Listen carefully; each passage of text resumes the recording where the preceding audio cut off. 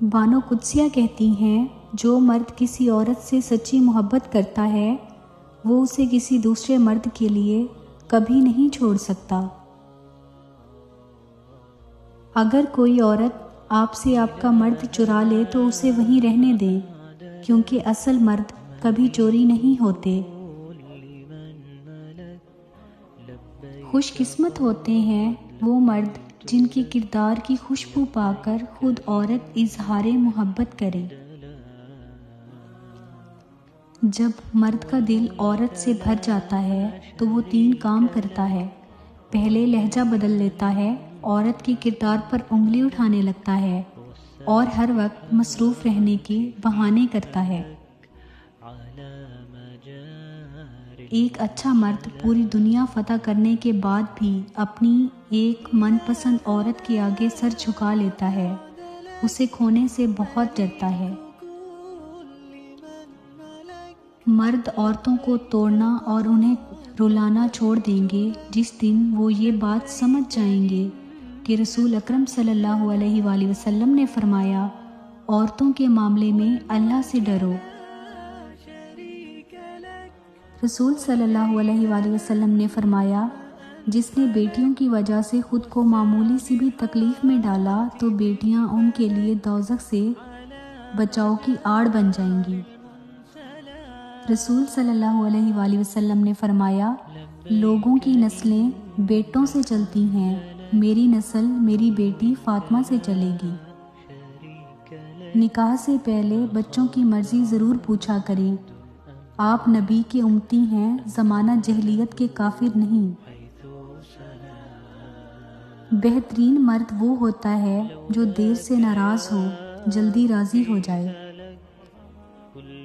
مرد کا کردار اتنا ہی مضبوط ہونا چاہیے جتنا زلیخا کے سامنے حضرت یوسف علیہ السلام کا تھا۔ جو خوبصورت اور پاکیزہ بیوی مرد سے خود کو ایک درجہ کم سمجھ لے تو اللہ تعالیٰ اسے ماں کی صورت میں 3 درجے بلندی عطا فرماتا ہے۔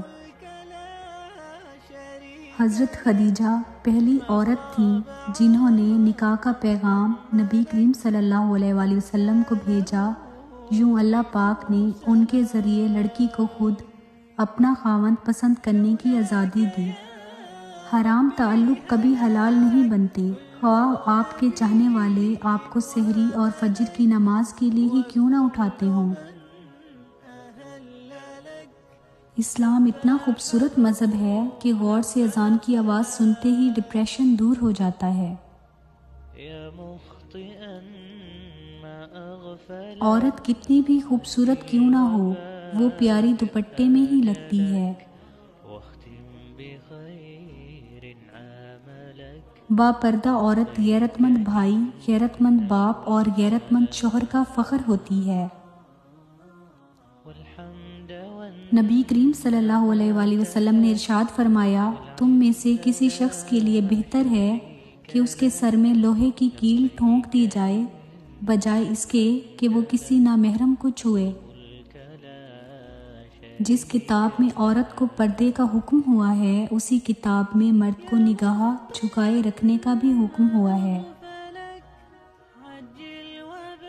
عورت کی بربادی کا وقت تب شروع ہوتا ہے جب اسے مختلف مردوں سے اپنی تعریف سننے کی عادت پڑ جائے۔ ایک مرد کی آدھی خوبصورتی تو اس کی زبان میں ہوتی ہے اور آدھی اس کی وفا میں ہوتی ہے۔ حضرت علی نے فرمایا، جب تمہاری جان کو خطرہ ہو تو صدقہ دے کر جان بچاؤ، اور جب تمہارے دین کو خطرہ ہو تو جان دے کر دین بچاؤ۔ کچھ عورتیں اتنی خوش نصیب ہوتی ہیں کہ ان کے پسندیدہ مرد ان کو پانے کے لیے دنیا سے لڑتے ہیں اور اللہ کے آگے روتے بھی ہیں۔ حضرت علی نے فرمایا، کسی سے اتنی نفرت نہ کرو کبھی ملنا پڑے تو مل نہ سکو، اور کسی سے اتنی محبت نہ کرو اگر کبھی تنہا جینا پڑے تو جی نہ سکو۔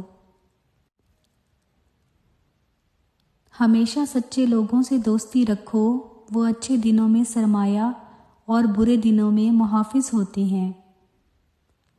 حضرت علی نے فرمایا، انسان کی سب سے بڑی خواہش سکون ہوتی ہے جس کو اللہ نے نماز میں رکھا ہے، کیونکہ اللہ نے سجدے میں بے چین دلوں کی شفا رکھی ہے۔ آج کی زندگی اگر مشکل ہے تو کل کی آسانی کا وعدہ بھی اللہ نے کیا ہے۔ اللہ سے مانگو، خوب مانگو، اللہ تمہیں امید سے بڑھ کر دے گا۔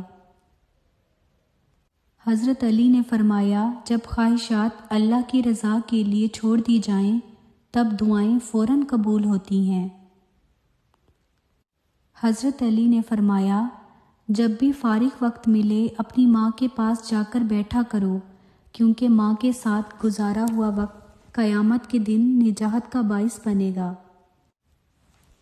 حضرت علی نے فرمایا، اللہ تعالیٰ تمہارے لیے 3 باتیں پسند نہیں کرتا: بلا وجہ کی گپ شپ، فضول خرچی اور لوگوں سے مانگنا۔